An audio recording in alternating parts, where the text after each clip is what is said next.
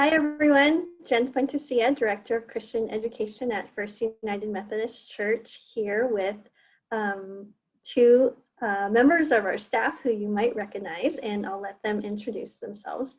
But we are continuing with our Gen Talks while we are not meeting on campus and socially distancing ourselves at this time. So hello, go ahead and introduce yourselves this afternoon. Sure. I am Korrie Yamaoka, and I'm the Director of Choral Ministries at First United Methodist Chula Vista. And I'm Jason Yamaoka, and I'm the Director of Modern Worship and Media Arts at First United Methodist Chula Vista. Thanks for being here with me this afternoon, both of you. What has this time been like for both of you? Gosh, it's been strange, I think, as it has been for everybody. We've kind of grown accustomed and figured out what our new rhythms of life are, but it's been two of us working from home with Noah, who's a toddler right now, and preschool has been closed. So we've just been all trying to figure out how to get our work done and then also be together as a family. And that was pretty difficult at first, but I feel like we've kind of found our stride, and we're able to be together so much more, which is really nice. Yes. It's been a lot of condensed work is what it feels like. I also work at a different place, so I work at UC San Diego as well. And it's a lot of running back and forth between the two jobs, and then also making sure like snack is being prepared, and Noah's not going crazy, and he's not watching too much television. So Right. It's definitely a challenge, but not driving has been nice. I don't think we've started our cars in like 3 days now or something like that. I don't even know that. But it's very different. But we've, like Korrie said, we've kind of come into kind of a groove now. Mm-hmm.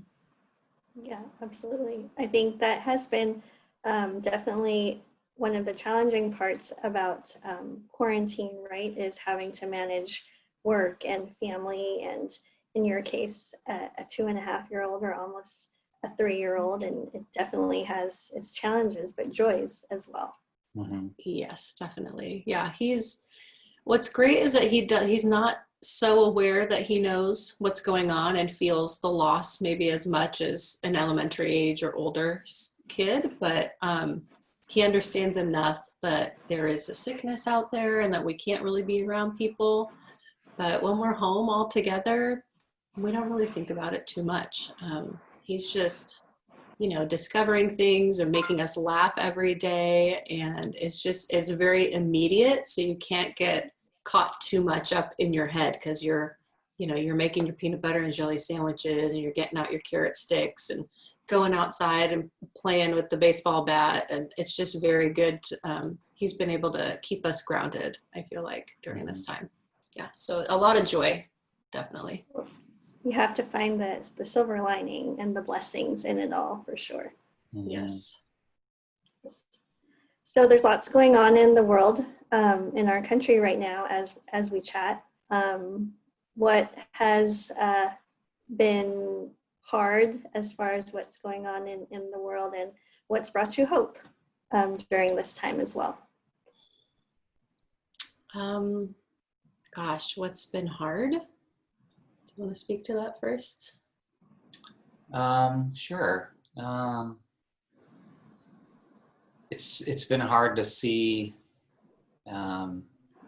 People are very frustrated, and I think anxious, and it's unnerving to not be able to plan past like 3 days. It seems like, you're lucky if you can plan past 3 days, and I think that's really difficult because nobody really knows when they're going back to work, or if they're going back to work, or if they're going back to whatever life that they had before.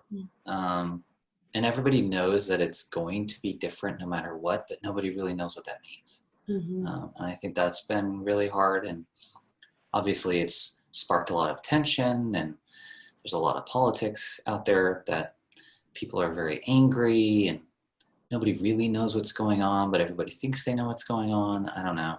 There's a lot of confusion. So that's been really hard.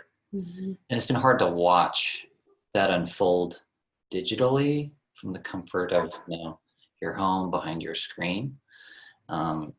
It's different when you can get together with people and really talk about what is bothering them or what has been happening in the world. You get a different perspective, and there's a lot more subtlety, I think, in conversation than there is in the written word on a screen as just like a one sentence thought. So I think that's what's been hard, is just really feeling like you're kind of in the dark with everything that's going on. Mm-hmm. And you just have to trust what's out there being fed to you. So that's been tough. Yes. Specifically more about the protests and looting and marches and, this, I think people are just upset beyond belief, like beyond what they can carry anymore. And I think it's just been the straw that broke the camel's back. And I think people are ready for change and for something different. And I think that being in a pandemic situation like this and all of us tense and at home has made tensions rise even more. And I think that might have been a good thing to allow this to the systemic racism within our society to be exposed, and for people to finally all be angry enough to join together. So it's hard to know how to join when you're also supposed to be staying home. It's hard to know how to affect change from our leadership when we aren't the leadership of our country right now. So I think we have to look forward to things like our election and being more involved within our communities and things like that. So that's difficult. It's obviously difficult. Hope. What's been hopeful? Has there been any hope? There has. Hope in a more selfish sense, for me at least, has been this time has really forced me to kind of, even though you're still working constantly and having to juggle everything at home, the number of variables in my life are much fewer. It's work, it's home, it's basically just work at home. Family. There's some social aspect, but it's not happening as regularly. You're not going out to eat. You're not getting distracted by coworkers. No offense, Jen. But you know what I mean? Like, all those distractions and those things that could be like temptations, right? Somebody says, hey, you want to go and do this? And it's like, yeah, sure. We've got all the time in the world. Well, now we don't really have that option. And so all we've had is kind of the quiet at home, or just the time to reflect and to really think about the things that matter, and focus your energy in that area. It's made that really crystal clear. And the hope is to be able to have the time to pursue whatever that is, and just kind of focus more energy in those areas. I know that if the country, or when the country opens back up, I know which things I'm probably gonna not do as much of, and which things I'm gonna do more of, and that feels very hopeful. I'm already doing that, but even when it gets back a little bit more normal, then I already kind of have it now as kind of a habit to make sure I prioritize those things. So yeah, going along with that, I think what is positive in these times of huge upheaval in all the various ways we're experiencing right now is that it's like a reset button, and that it just stops whatever sleep entranced mode you were in with your life, it stops you. And then you have to adjust. You have to reflect, as Jason said. And the world is experiencing that right now and has had to pause and reflect. And the earth has been starting to heal, and the ozone layer, all of these things, like the environment has been healing. And so that is hopeful. And people coming together and rising up against injustice is hopeful. So I didn't mean to be glib before when I said, is there any hope? There is. We just want to be experiencing the fruits of it, but I think we're still going through the labor pains of it right now. Yes, absolutely. It's definitely a common theme that I've heard, a common feeling that I've heard when I talk to people, that it has been a time of pause, a time of stillness, because we're forced to be still. And what brings me hope is the way that people have been reaching out to one another. Normally in our hurried lifestyle, people don't even say hi to one another when they're walking on the street or, at the parks. People are just so busy or into, not focused on the present moment. That is my hope. And I'm hopeful that some of those parts continue when life returns to normal as well. Yeah, same. That we are able to continue some of these new things that have been really positive, and that we don't just forget and go back to the way things were. Yeah, absolutely. So anything you've shared a lot of very deep things that have been obviously weighing on your hearts at this time. Anything you'd like to lift up in prayer or share with our congregation before we sign off for today? You're gonna make me cry, Jen. Okay. Whenever I think about what I want to lift up in prayer, it's always something cry-worthy. I've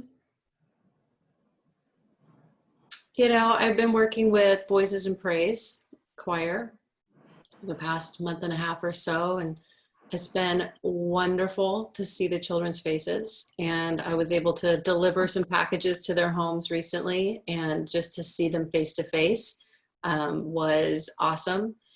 So I just have, a heart for the kids that don't have the capacity to fully understand what's going on. Like they know how it limits their life, but they don't necessarily have the experience of riding out enough storms to know that they'll ride this out too.